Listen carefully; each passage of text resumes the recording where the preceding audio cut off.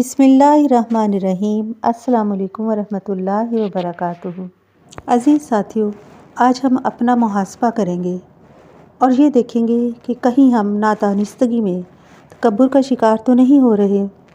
مثال کے طور پر اگر آپ اچھا کما رہے ہیں تو یقین جانیں اس میں آپ کی ذہانت کا کوئی عمل دخل نہیں، کوئی کمال نہیں، کیونکہ بہت بڑے بڑے عقل والے خاک چھان رہے ہیں۔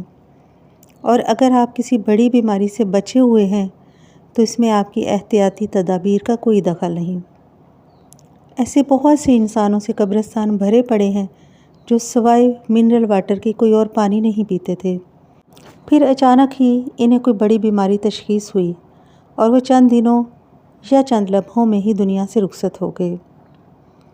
اور اگر آپ کے بیوی بچے آپ کے تابع دار ہیں، فرما بردار ہیں، خاندان میں مہذب، باحیا اور باکردار سمجھے جاتے ہیں، تو بھی آپ کی تربیت کو کریڈٹ نہیں جاتا۔ یہ سب اللہ کی دین ہے۔ نبی کیا کسی سے کم تھے جن کی بیوی نافرمان تھی اور بیٹا بگڑا ہوا تھا؟ اور شاید کبھی آپ نے یہ بھی سوچا ہوگا کہ میری تو کبھی جیب سے موبائل نہیں چھینا گیا، میں تو بہت ہوشیار رہتا ہوں، چوکنا رہتا ہوں۔ تو اس میں بھی آپ کی غلط فہمی ہے۔ یہ بھی اللہ کی مہربانی ہے کہ اس نے آپ کو چور ڈاکوؤں سے بچایا ہوا ہے۔ اور یا جن کو نپا تلا محدود رزق مل رہا ہے، ان کے بارے میں تو کبھی یہ نہیں سوچا کہ اگر یہ محنت کرتے تو کامیاب ہو جاتے، کیونکہ مجھے اللہ تعالیٰ نے وافر نعمتیں دی ہوئی ہیں۔ یہ اس لیے بھی کہ میں نے بہت محنت کی اور میں بہت قابلیت رکھتا ہوں، چالاکی سے کام کرتا ہوں، اس لیے رزق حاصل کرتا ہوں۔ عزیز ساتھیو، یاد رکھیے، جب تقدیر کا لکھا سامنے آتا ہے تو عقل چڑیا کی طرح اڑ جاتی ہے اور جو ہونی لکھی ہے وہ ہو کر رہتی ہے۔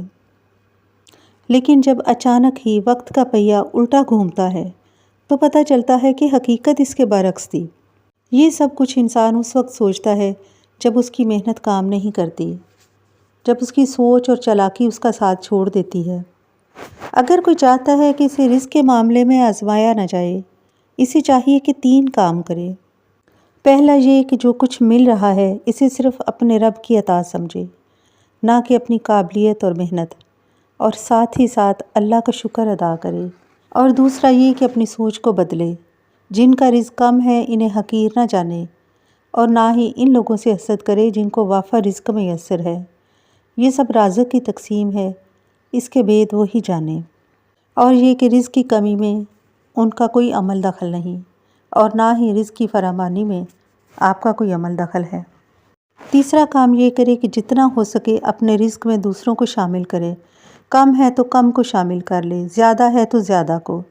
سب سے زیادہ حق والدین کا ہے، اس کے بعد بیوی بچوں کا، اور دوسرے قریبی رشتہ داروں کو بھی یاد رکھے۔ بہت سے ہاتھ دعا کے لیے اٹھیں گے، برکت موسلا دھار بارش کی طرح برسے گی، جس سے زندگی بابرکت اور آسان ہو جائے گی۔ اللہ تبارک و تعالی ہم سب کو ذرہ بھر بھی غرور و تکبر سے بچائے۔ اللہ تعالیٰ آپ سب کا حامی و ناصر ہو، آمین یا رب العالمین۔